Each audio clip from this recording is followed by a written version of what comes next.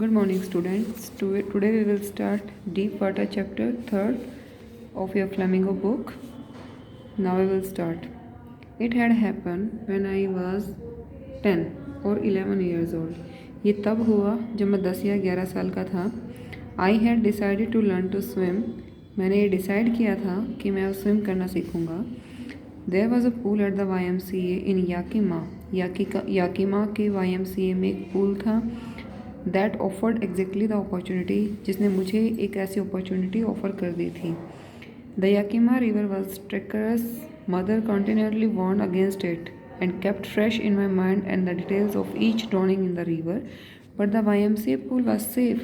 It was only 2 or 3 feet deep at the shallow end, and while it was 9 feet deep at the other. The drop was gradual, and I got a pair of water wings and went to the pool. I hated to walk neck into it and show my skinny legs, but I subdued it by my pride and did it. मतलब इसमें वो ये बताना चाह रहा है कि वो एक स्विमिंग सीखना चाहता था, जो मतलब उसके एक तालाब था जो यकीमा में ही उसके बिल्कुल नज़दीक YMCA में एक ताल, जिसे तालाब बोलते हैं, वो था.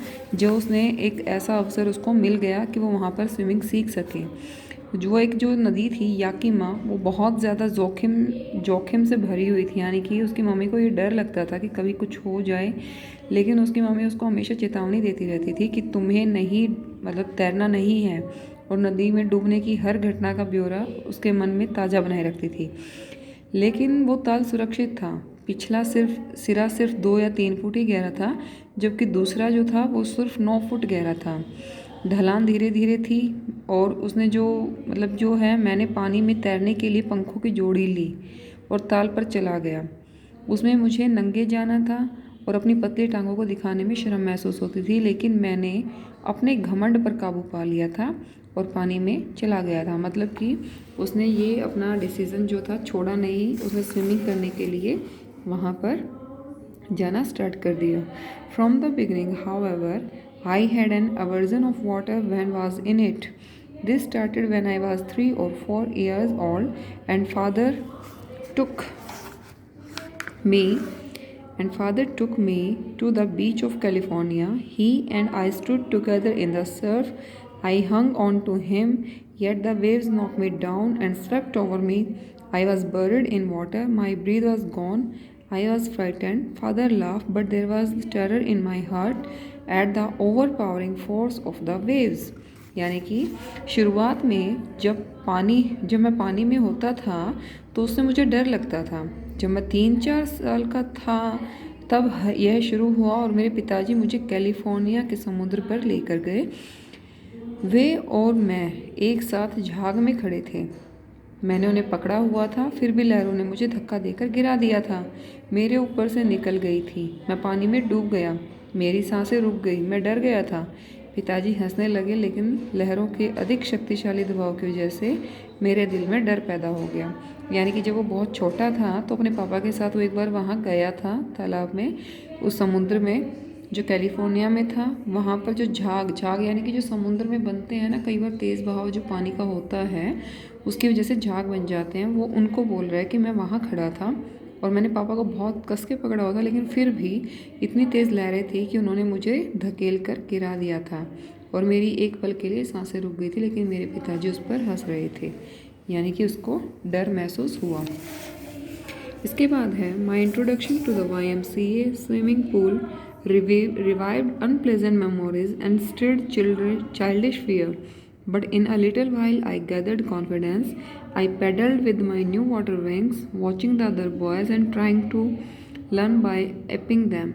I did this 2 or 3 times on different days and was just beginning to feel at ease in the water when the misadventure happened. यानी कि YMCA के तरणताल पर जाने से मेरी असुहावनी यादें ताज़ा हो गई और बच्चों जैसा डर फिर से लगने लगा. लेकिन कुछ देर के बाद मैंने आत्मविश्वास इकट्ठा कर लिया. अपने नए तैरने के पंखों से मैं पानी में छपछपाने लगा और दूसरे लड़कों को देखकर उनकी नकल करके सीखने का प्रयास करने लगा. अलग अलग दिनों में मैंने ऐसा 2-3 बार किया और पानी में तभी एक दुर्घटना हो गई जब मैं निर्भय अनुभव करने लगा था। मतलब कि जब उसका डर निकलना स्टार्ट हुआ था तभी कुछ ऐसा हो गया कि उसके मन में दोबारा से डर फैल गया। I went to the pool when no one else was there, कि मैं जब तालाब पर गया तब वहाँ कोई नहीं था। द प्लेस वॉज क्वाइट, वहाँ बहुत ज़्यादा शांति थी। The water was still and the tiled bottom was as white and clean as a bathtub, कि पानी बिल्कुल साफ़ था, मतलब बिल्कुल सफ़ेद बाथ टब की तरह वो बिल्कुल साफ़ था। टाइलें साफ़ चमक रही थी और मुझे मतलब अकेले अंदर जाने में शर्म महसूस हो रही थी। I was timid about going in alone, so I sat on the side of the pool to wait for others. और इसलिए मैं तालाब के किनारे पर बैठ गया और दूसरों का इंतज़ार करने के लिए बैठ गया। मतलब कि इसमें ये बोला गया है कि जब वो वहाँ पर गया तो वहाँ पर कोई भी नहीं था, बहुत शांत था, तालाब बिल्कुल साफ़ था और पानी बिल्कुल स्थिर यानी कि रुका हुआ था। और उसको वहाँ अकेले जाने में शर्म महसूस हुई, जिसकी वजह से वो उसके किनारे पर ही बैठ गया ताकि कोई और आए तो वो उसका साथ पकड़ सके। इसके बाद I had not been there long when in came a big bruiser of a boy probably 18 years old, यानी कि वहाँ पर बैठे हुए मुझे अभी ज़्यादा टाइम नहीं हुआ था कि एक पहलवान की तरह का लड़का वहाँ पर आया। Probably 18 years old, maybe शायद वो 18 साल का हो। He had thick hair on his chest, उसकी छाती पर घने बाल थे। He was a beautiful physical specimen, वो एक मतलब कह सकते हैं कि बहुत सुंदर शारीरिक सुंदरता का नमूना था। With legs and arms that showed dripping muscles, जो उसकी टांगें थी और बाहें थी वो बहुत सुडोल थी। ठीक है, सुडोल यानी कि healthy. He yelled hi skinny how do you like to be ducked, यानी कि हे पतलू, वह ज़ोर से बोला, मैं मतलब तो डुबकी लगाना तुम्हें कैसा लगेगा। With that he pick me up and tossed me into a deep end, यानी कि ये बोलकर उसने मुझे उठाया और उछाल कर जोर से गहरे किनारे पर फेंक दिया। I landed in a sitting position, swallowed water and went at once to the bottom, की बैठी हुई अवस्था में मैं पानी में गिरा, पानी को निगल लिया और जल्दी से तल पर चला गया। ठीक है, यानी कि उसको अचानक से उसने पानी के अंदर डाल दिया था और वो नीचे चला गया गहराई में। I was frightened but not yet frightened out my wits, यानी कि लेकिन मैं डर गया था लेकिन फिर भी डर की वजह से मैंने अपने होश नहीं खोए थे। मतलब कि वो डर तो गया था लेकिन फिर भी उसने अपना बचाने का तरीका खोजा। On the way down I plan when my feet hits the bottom I would make a big jump, come to the surface, lie flat on it and paddle to the edge of the pool. कि नीचे की तरफ जाते समय मैंने योजना बना ली थी, जब मेरे पैर तल से टकराएंगे मैं बड़ी छलांग लगाऊंगा, सतह पर आ जाऊंगा, उस पर सीधे लेट जाऊंगा और बत्तख की तरह तैरते हुए ताल के किनारे पर पहुंच जाऊंगा। यानी कि उसने कुछ ना कुछ ऐसा स्कीम बनाया कि उसको डूबना नहीं है, उसको बच के निकल जाना है। ठीक है, यानी कि उसने डर के आगे अपने होश गुम नहीं किए।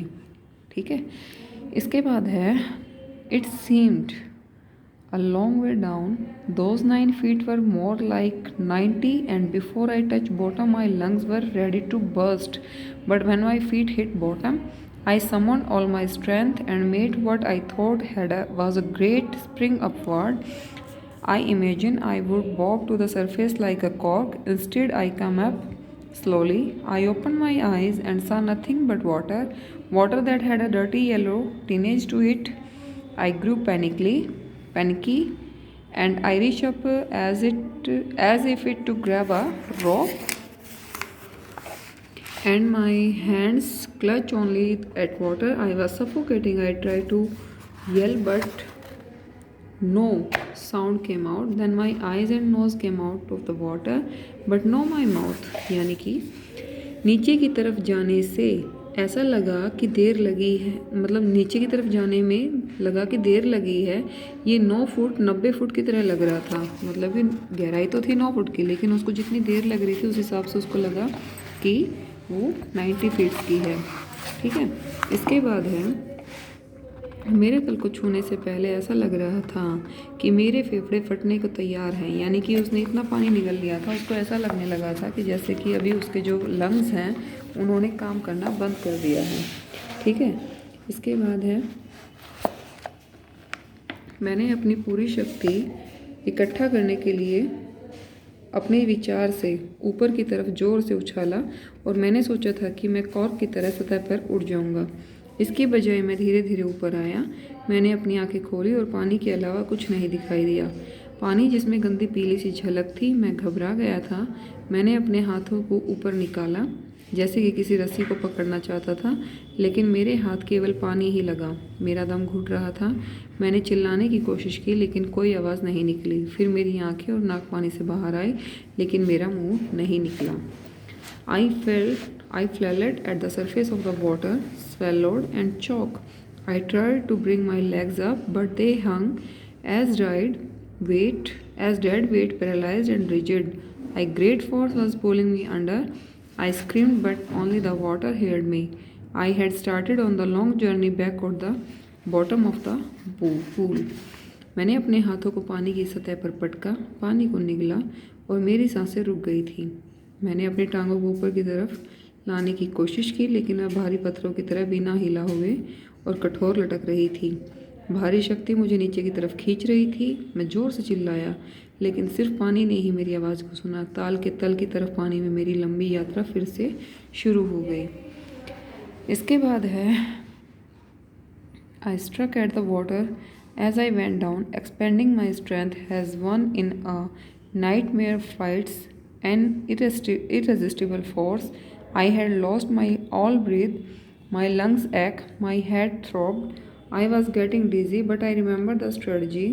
I would lie flat on the water, strike out in my arms and thresh with my legs, then I would get to the edge of the pool and be safe. पानी में नीचे जाते हुए मैंने हाथ पांव मारे। अपनी शक्ति को इस्तेमाल कर रहा था जैसे किसी बुरे सपने में किसी अप्रतिरोध्य शक्ति से लड़ाई कर रहा हो रही थी। मेरी सांस खत्म हो गई थी। मेरे फेफड़ों में दर्द हो रहा था। मेरा सिर धक धक कर रहा था और मेरे सिर में चक्कर आने लगे थे। इसमें जो सिर लिखा हुआ है यहाँ पर आएगा दिल, क्योंकि सिर कभी धक धक नहीं करता। मेरे सिर में चक्कर आने लगे थे लेकिन मुझे योजना याद थी। मैं ताल के तल में छलांग लगाऊंगा और कॉर्क की तरह सतह पर आ जाऊंगा। पानी पर समतल लेट जाऊंगा, अपनी बाहों से बाहर की तरफ मारूंगा और अपनी टांगों से पीटूंगा। तब ताल के किनारे में मैं सुरक्षित पहुंच जाऊंगा। I went down endlessly. I opened my eyes, nothing but water with a yellow glow, dark water that one could not see through. मैं नीचे ही नीचे जाता रहा। मैंने अपनी आंखें खोली। पीली चमक वाले पानी के अलावा कुछ भी नहीं था। काला पानी जिसमें से कोई नहीं देख सकता। And then sheer stark terror seized me, terror that knows no understanding, terror that knows no control, terror that no one can understand who has not experienced it. यानी कि और फिर केवल डर ने ही मुझे पकड़ लिया। ऐसा डर जिसमें कोई सूझबूझ नहीं रहती, जिसमें कोई काबू नहीं रहता। ऐसा डर जिसने उसका अनुभव नहीं किया, उसे समझ नहीं सकता था। और मैं पानी के अंदर चिल्लाता रहा था। इसके बाद है I was shrieking underwater, I was paralyzed underwater, stiff, rigid and fear. Even the screams in my throat were frozen. Only my heart and the pounding in my head said that I was still alive. यानी कि पानी के अंदर मैं गतिहीन हो गया था, डर से अकड़ा हुआ और कठोर बन गया था। ठीक है, मेरे गले में मेरी चीखें भी जम गई थी। सिर्फ मेरा दिल और मेरे सीने की धक धक से मुझे मालूम हो रहा था कि मैं अभी जिंदा हूँ। ठीक है, इसके बाद है and then in the midst of the terror came a touch of reason. I must remember to jump when I hit the bottom. At last I felt the tiles under me. My toes reached out as if to grab them. I jumped with everything I had. यानी कि और फिर उस डर के बीच तर्क का स्पर्श हुआ। तल पर पहुंचते ही मुझे उछलना है। मैं तल तक पहुंच गया। आखिर में अपने पैरों के नीचे मैंने टाइलों का एहसास किया। मेरे पंजे उन तक पहुंचे। जैसे उनको पकड़ना चाहते हों। अपना पूरा जोर लगाकर मैं उछला। But the jump made no difference, the water was still around me. I look for ropes, ladder, water wings. कि उछलने से कोई फ़र्क नहीं पड़ा। अभी मैं पानी से घिरा हुआ था और रस्सियों सीढ़ियों तक मतलब तैरने के पंखों को ढूंढा। नथिंग बट वाटर, कुछ नहीं मिला सिवाय पानी के। A mass of yellow water held me, कि पानी की जो पीले पानी की भारी मात्रा ने मुझे जकड़ रखा था। And stark terror took on an even deeper hold me on me like a great charge of electricity. मतलब जैसे कि कोई बड़ी पावर ने बिजली की भारी आघात की तरह कड़े कड़े डर ने मुझे और कड़ा पकड़ लिया था। जैसे बिजली पकड़ लेती है किसी को, इस तरह से उसको पानी ने जकड़ लिया था। Like a great charge of electricity. I shook and trembled with fright. My arms wouldn't move, my legs wouldn't move. I tried to call for help and to call for mother. Nothing happened. मेरी बाहें हिल नहीं रही थी, मैं डर से कांपने लग गया था। मेरी टांगें नहीं हिल रही थी, बाहें नहीं हिल रही थी और मैंने हेल्प के लिए अपनी माँ को बुलाने का प्रयास किया, लेकिन कुछ भी नहीं हुआ। And then strangely there was light. I was coming out of the awful yellow water. At least my eyes were. My nose was almost over too. और तब हैरानी की ये बात थी कि उजाला हो गया। मैं उस खतरनाक पीले पानी से बाहर आ रहा था। मेरी आंखें तो कम से कम बाहर थी, मेरी नाक भी लगभग बाहर थी। Then I started down a third time. I sucked for air and got water. The yellowish light was going out. तीसरी बार फिर से मैं नीचे जाने लगा। मैंने हवा को खींचना चाहा और मिला पानी और पीली रोशनी गायब हो रही थी। Then all effort ceased, I relax. फिर मेरी सारी कोशिशें ख़त्म हो गई और मैं ढीला पड़ गया।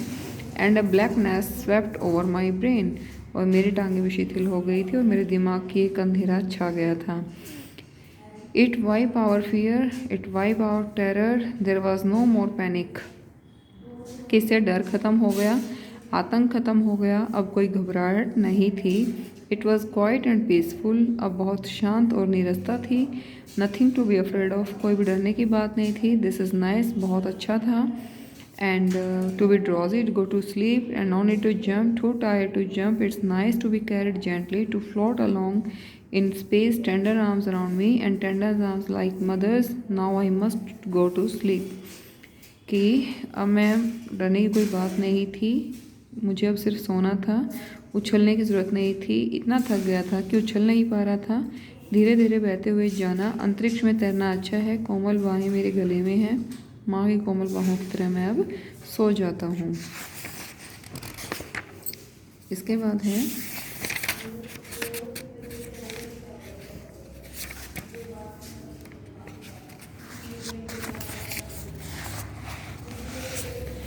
I crossed to oblivion and the certain and curtain of life fall. मैं विस्मृति की सीमा में चला गया हूँ और जीवन का पर्दा गिर गया। विस्मृति यानी कि मरने की तरफ, जहाँ कोई भी याद ना रहे।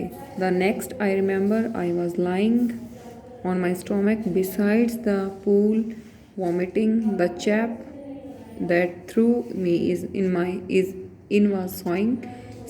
was saying, but I was only fooling. Someone said the kid nearly died. And but all right now, let's carry him to the locker room. Several hours later, I walked home. I was weak and trembling. I shook and cried when I lay down on my bed. I couldn't eat at that night. 4 days, a haunting fear was in my heart, and the slightest exertion upset me, making me wobbly in the knees and sick to my stomach. कि बच्चों की करीब मर गया था। अब सब ठीक हो जाएगा, आओ इसे पकड़ें और इसे कपड़े बदलने वाले कमरे में ले चलें। कई घंटों के बाद मैं घर गया। मैं कमज़ोर हो गया था और काँप रहा था। बिस्तर पर जब मैं लेटा तो काँपने लगा और रोने लगा। मैंने उस रात को कुछ भी नहीं खाया। वह डर मुझे कई दिनों तक तंग करता रहा। मैं थोड़ी सी मेहनत से घबरा जाता था और मेरे घुटने कांपने लगते थे, जैसे मुझे उल्टी आने को होती थी। इसके बाद है I never went back to the pool, I feared water, I avoided it whenever I could. ताल पर मैं फिर कभी दोबारा नहीं गया।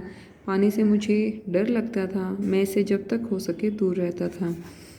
A few years later, when I came to know the waters of the cascade, I wanted to get into them, and whenever I did, whether I was wading the Tyson and bumping river or bathing in warm lake of the God rocks, and the terror that had seized me in the pool would come back. It would take possession of my completely, and my legs would become paralyzed. Icy horror would grab my heart.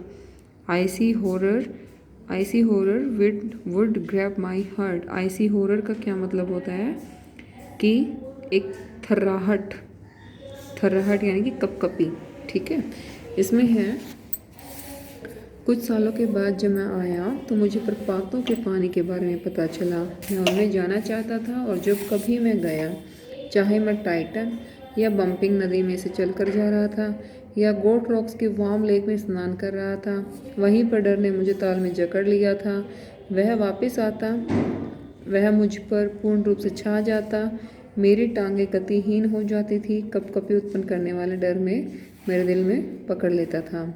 This handicap stayed with me as the years rolled by, in canoes on main lakes, fishing for landlocked salmon, bass fishing in New Hampshire, trout fishing on the Deschutes and Metolius in Oregon, and fishing for salmon on the Columbia, at Bumping Lake in the Cascades. Wherever I went, the hunting fear of the water followed me. It ruined my fishing trips, deprived me of the joy and canoeing, boating and swimming. कि यह बाधा मेरे सामने बनी रही और साल बीतते गए। मेन झीलों में डोंगी पकड़ने में, न्यू हैम्पशायर में बैस पकड़ने में, ओरेगन के डेस्ट्यूस में और मेटोलियस के में द्राउट पकड़ने में, कॉस्केड में बम्पिंग झील पर और कोलंबिया में सामान पकड़ने में, जहाँ कहीं पर भी मैं गया, पानी के डरावने डर ने मेरा पीछा किया। इसकी वजह से मछली पकड़ने की मेरी यात्राएं बर्बाद हो गई और मैं कनु और नाव विहार व तैरने की खुशी से वंचित रहा।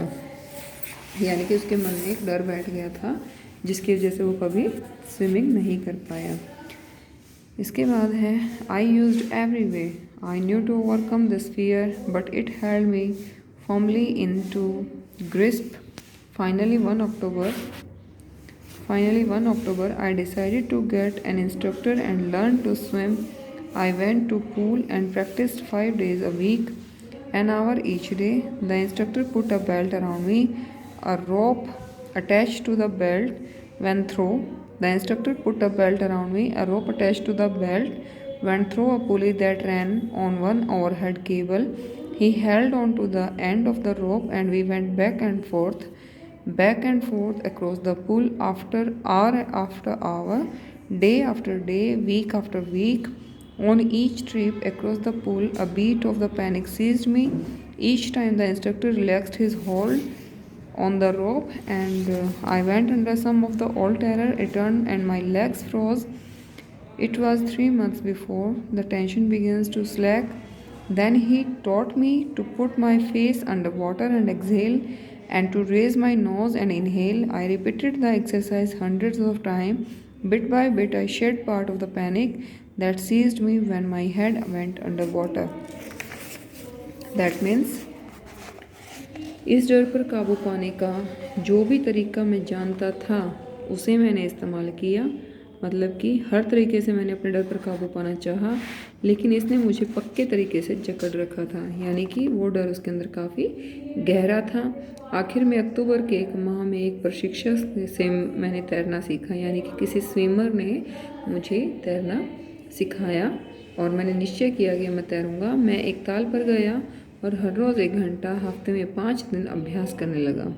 यानी कि डेली वो स्विमिंग के लिए जाने लगा। प्रशिक्षक ने मुझे एक पेटी पहनाई। पेटी के साथ एक रस्सी बांधी गई जो एक घिरनी से जाती थी, जो सिर के ऊपर एक मोटी रस्सी पर चलती थी। वह रस्सी का सिर पकड़े रखता था तथा हम ताल के आर पार आगे पीछे घंटों दिनों तक कई हफ्तों तक चलते रहे। ताल के आर पार जाने में मुझे थोड़ा सा डर लगता था, पर जब प्रशिक्षक रस्सी पर हर बार अपनी पकड़ को ढीला कर देता था, मतलब कि जब थोड़ा सा उसको लूज़ छोड़ देता था, तो मैं पानी में जाता था। तब मेरा पुराना डर वापस आ जाता था और मेरी टांगें सुन्न हो जाती थी। 3 महीनों के बाद तनाव कुछ कम होने लगा। तब उसने पानी में मुंह रखकर मुझे सांस छोड़ना था और नाक को ऊपर उठकर सांस लेना सिखाया था। यह अभ्यास मैंने सैकड़ों बार किया। जो डर मुझे तब जकड़ लेता था जब मैं पानी के भीतर सिर रखता था और धीरे धीरे कम हो गया था। यानी कि जब उसको स्विमर ने स्विमिंग सिखानी स्टार्ट कर दी तो उस वक्त उसका डर जो था वो धीरे धीरे ख़त्म होने लग गया था। उसको ऐसी टेक्निक सिखाई थी कि किस तरह से उसको पानी में सांस लेना है और किस तरह से उसने ऊपर आकर सांस को छोड़ना है। Next, he held me at the side of the pool and had me kick with my legs. 4 weeks I did just that. At first my legs refused to work, but they gradually relaxed and finally I could command them. इसके बाद वह ताल में एक तरफ मुझे पकड़ लेता था और मुझे टांगे मारने को कहता था। कई हफ्ते तक मैंने बस यही किया। मेरी टांगों ने पहले तो काम नहीं किया, धीरे धीरे वे तनाव रहित हो गई और आखिर में मैंने उन पर काबू पा लिया। Thus, piece by piece, he built a swimmer, and when he had perfected each piece, he put them together into an integrated whole. In April, he said, "Now you can swim, dive off, and swim the length of the pool, crawl, stroke." इस तरह से एक एक piece करके उसने तैराक बनाया और उसने जब हर हिस्से को त्रुटि रहित बना दिया, उसने उनको एक बद्ध कर दिया। उसने अप्रैल में कहा, तुम अब तैर सकते हो, डुबकी लगाओ और कॉल स्ट्रोक से तैरकर ताल की पूरी लंबाई को पार करो। I did, the instructor was finished. मैंने कर ली और प्रशिक्षक का काम जो था पूरा हो गया। But I was not finished. I still wondered if I would be terror stricken when I was alone in the pool. लेकिन मेरा काम ख़त्म नहीं हुआ था। मैं अब भी सोच रहा था कि क्या जब मैं ताल में अकेला होऊंगा तो मुझे डर लगेगा या नहीं।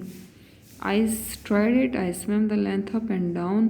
Tiny vestiges of the old terror would return, but now I could frown and say to that terror, try to scour me. Well, here to you. Look, and off I would get for another length of the pool. कि मैंने एक किनारे के से दूसरे किनारे तक तैर लिया था।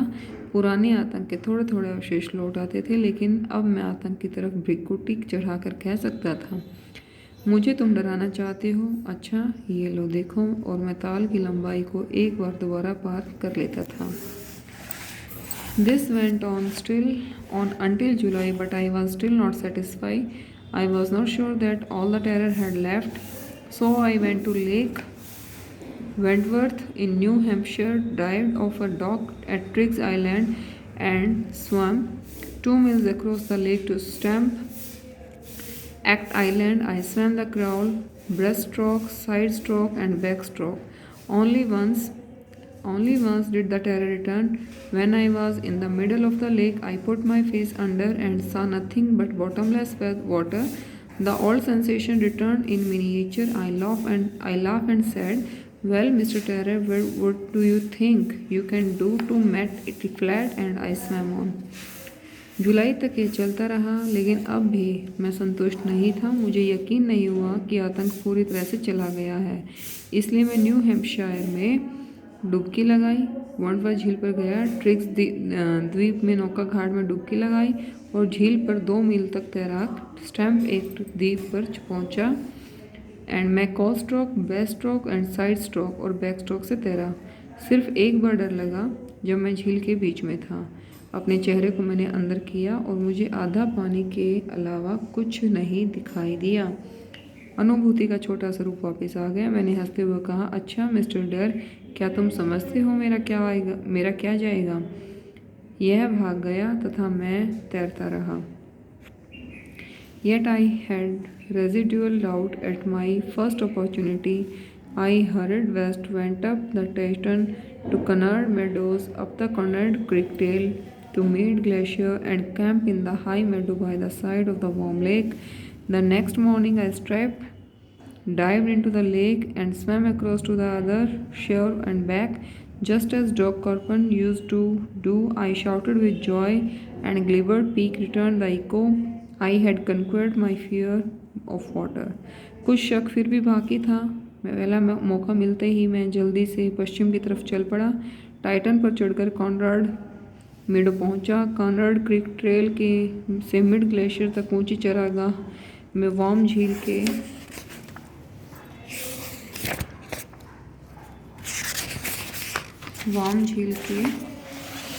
किनारे डेरा डाल दिया। अगली सुबह मैंने कपड़े उतारे, झील में छलांग लगाई, उतर कर दूसरे किनारे तक जाकर वापस आया, जैसा कि ड्रूक कापरा ने किया था। मैं खुशी से चिल्लाया और जिल्बर्ट चोटी के प्रतिध्वनि की।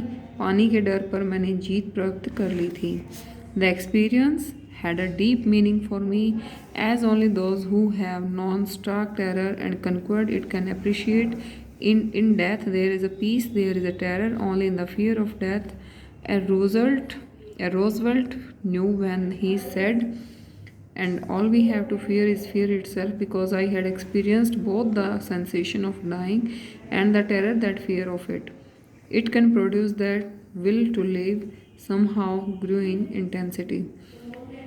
इस अनुभव का मेरे लिए गहरा मतलब था, क्योंकि सिर्फ वही लोग जिन्होंने नितांत आतंक को देखा है तथा उस पर काबू पाया है इसे समझ सकते हैं।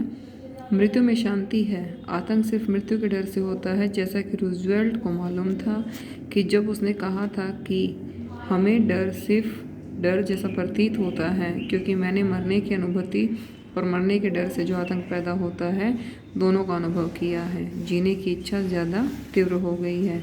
At last I felt realized, free to walk the trails and climb the peak and to brush aside fear. आखिर में मैं स्वतंत्र अनुभव करने लगा, पहाड़ी रास्तों पर चलना, चोटियों पर पहुंचने की स्वतंत्रता और डर की परवाह नहीं करना।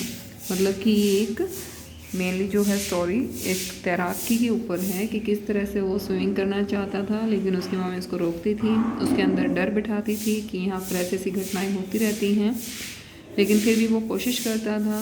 ऐसे ही एक बार वो किनारे पर बैठा था तो किसी ने उसको उठाकर तालाब में फेंक दिया था, जिसकी वजह से उसको मतलब बहुत ज़्यादा डर लगा और बहुत वो गहराई में चला गया। बार बार उसे कोशिश करने के बाद भी वो उस डर को निकाल नहीं पा रहा था। फिर उसने स्विमिंग सीखने की कोशिश की और उसने स्विमिंग सीखने की हर ट्रिक्स को अपनाया और स्विमर बना। ठीक है, मेनली इस चैप्टर में इसी के बारे में दिया गया है बच्चों, तो आप इसको एक बार रीड करके देख लेना। अगर इसमें कोई प्रॉब्लम आती है तो यू कैन आस्क मी, आप मुझसे पूछ सकते हैं। और इसकी एक्सरसाइज यानी कि इसके क्वेश्चन आंसर्स जो इसमें बुक में भी दे रखे हैं और आपकी हेल्प बुक में भी जो एक्स्ट्रा क्वेश्चन होंगे वो आपको लर्न करने हैं। तो प्लीज़ अपना ध्यान देकर इस चैप्टर को रीड करना और इसकी एक्सरसाइज को कंप्लीट करना। Thank you.